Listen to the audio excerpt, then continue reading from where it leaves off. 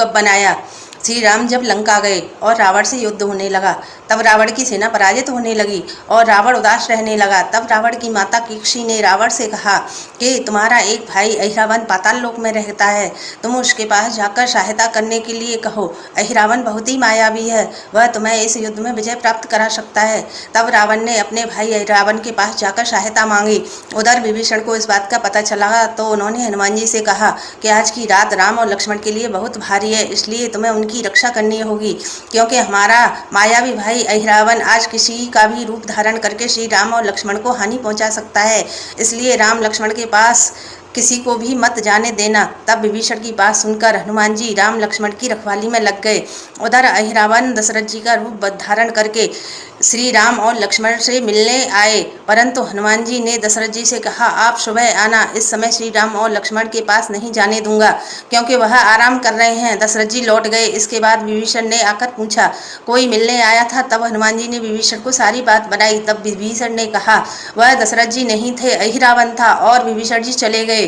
कुछ देर बाद अहिरावण भरत का रूप बनाकर श्री राम लक्ष्मण से मिलने आया और अपनी व्यथा हनुमान जी को सुनाकर कहने लगा। फिर भी हनुमान जी ने राम और लक्ष्मण से मिलने नहीं दिया।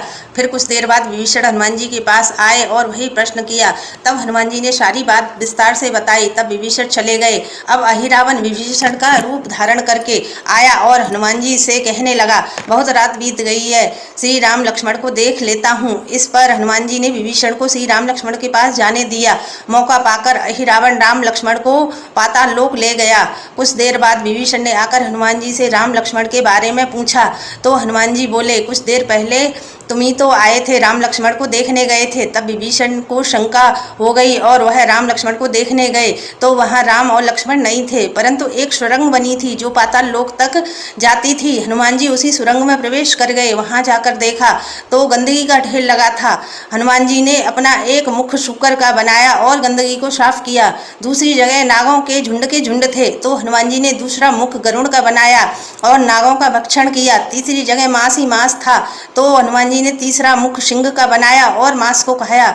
चौथी जगह बहुत घासी घास थी तो हनुमान जी ने चौथा मुख घोड़े का बनाकर घास को साफ किया। पांचवें रूप में हनुमान जी अपने कंधे पर राम और लक्ष्मण को बिठाया और युद्ध वाली जगह पर लंका आ गए। इस प्रकार हनुमान जी 5 मुखी हनुमान कहलाए।